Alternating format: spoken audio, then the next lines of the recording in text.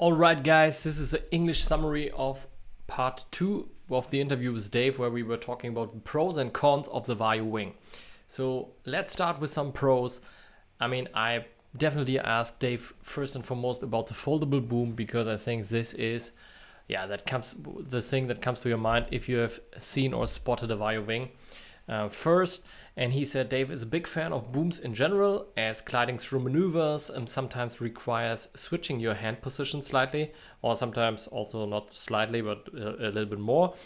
And that when you have a boom, you can actually slide your hand without losing connection to the wing. If you have a handle and it's not a long stretched handle, you need to switch handles, then you lose the grip of the wing, and then sometimes you lose it completely. So switching hand positions during maneuvers is a big plus, big pro of the boom. Then he also said that riding one-handed is normally a lot easier with a boom, because Dave also mentioned that some wings with handles have such a well-positioned middle handle that you can also ride them one-handed. But this is really rare, and on a boom you always find that sweet spot where you can actually control the power spot of the wing. I don't know a better word for that, but I guess if you're already wingfoiling, you know what I'm talking about. And he then ended up saying that you can actually ride the Vayu wing one-handed, even it has two separate booms. So the first one, the end of the first boom, the front boom, you can actually ride it one-handed.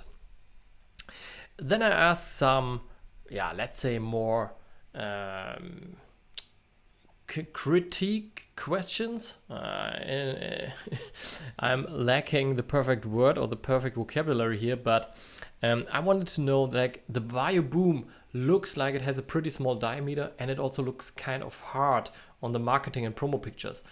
To me, it looked like a carbon thing or something like that, so it didn't look like it was treating my hands well.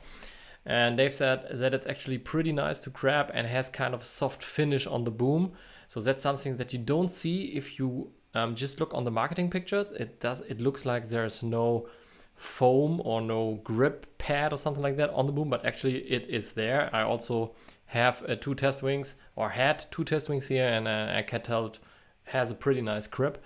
And the diameter is smaller, which Dave said is actually a big plus, because if you don't have like huge hands, it should suit you. They had already a lot of people testing it and all liked it.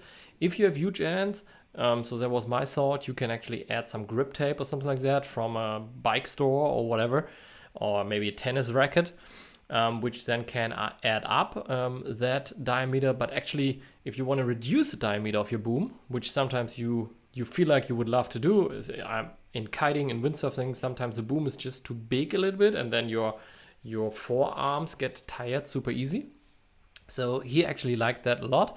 And because the boom diameter is a little smaller, you end up actually riding with gloves, for instance in winter, and you don't get tired at all, which I think is amazing, because that was my biggest struggle this winter. As due to COVID, I was not able to travel that much, or I actually didn't travel at all. So I was wearing gloves the whole winter because my hands were freezing, and I got tired super fast, which really shortened my sessions and my stoke. So so we ended up diving a little bit more into the foldable boom, because it also looks like the middle strut where the boom is connected to, that at the end of that strut you could actually kind of get stuck with your hand between the strut and the boom. And Dave said that this is not an issue at all. It looks on the pictures a little bit like that, but when you grab it, you can actually tell that at the end of the strut there's enough place to grab the boom without getting stuck anywhere. Then I wanted to know, like, how does the boom unfold when you're pumping it up? Is it as easy as it looks? And Dave said, yeah, you could just plug the pump in and just pump it up, and it unfolds. The wing unfolds itself, and also the boom is already attached, so no issues there. But he actually recommends to unfold your wing first, because it reduces the pressure on the platter a little bit, and it just makes your wing last longer. But if you're one of these guys who actually wants to be on the water as quick as possible, just plug in your pump it up, and you're ready to go. On a side note, that's my personal experience from riding and testing the 6.4. It has a pretty big front tube, so you have to pump it up a little bit longer, also like the duotone wings, but that big front tube gives you also a lot more stability, and I think it's worth it. So we then started talking about that the boom is basically a 2-piece boom. So how is the stability of the boom and how is it compared to a 1-piece boom? And they've said that he didn't notice at all that there was some kind of movement in the boom, even in higher winds, even in strong gusts, and even during jumps and stuff like that. Because he had the same concern, he was really looking for it, and he's pretty stoked that there's nothing.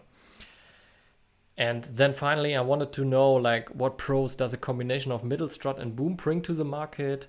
And we kind of talked about our experience with some other wings, and especially the Duotone Echo, which is a wing that I really like. I enjoy riding it, but everybody who has a Duotone Echo knows that once you let it just drift, it kind of get unbalanced in different dimensions. And one dimension is going up and down. This is because the boom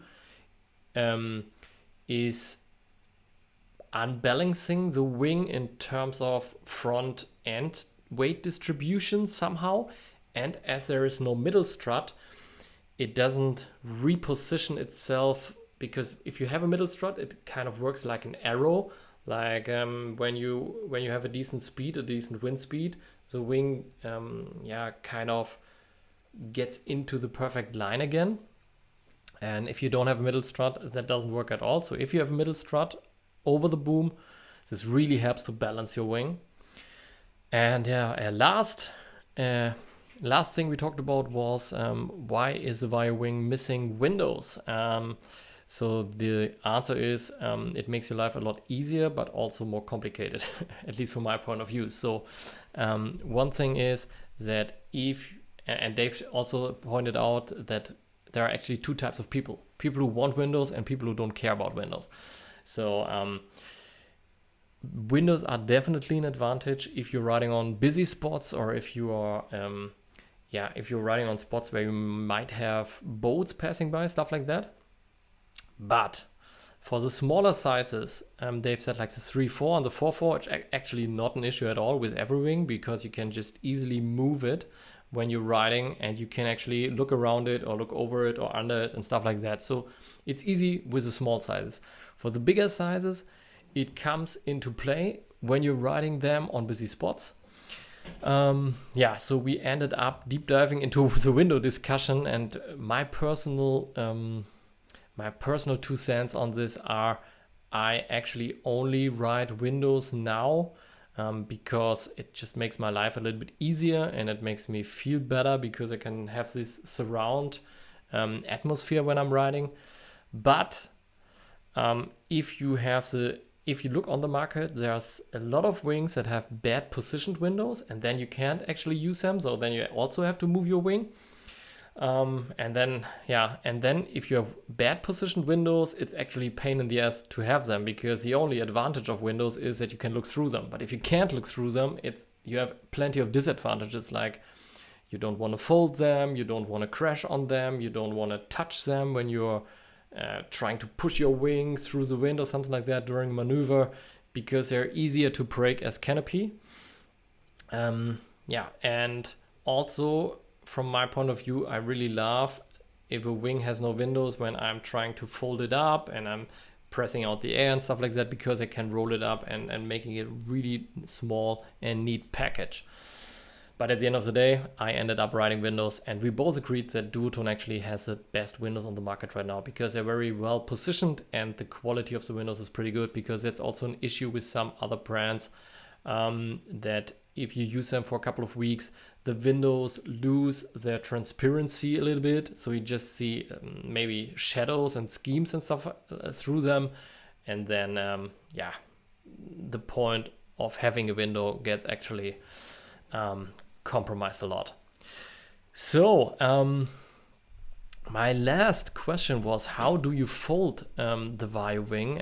Because you have to fold the boom first, get out the F's middle strut, and then roll it up. And from my point of view, I have also the duotone wings, which you have to rig down the same way.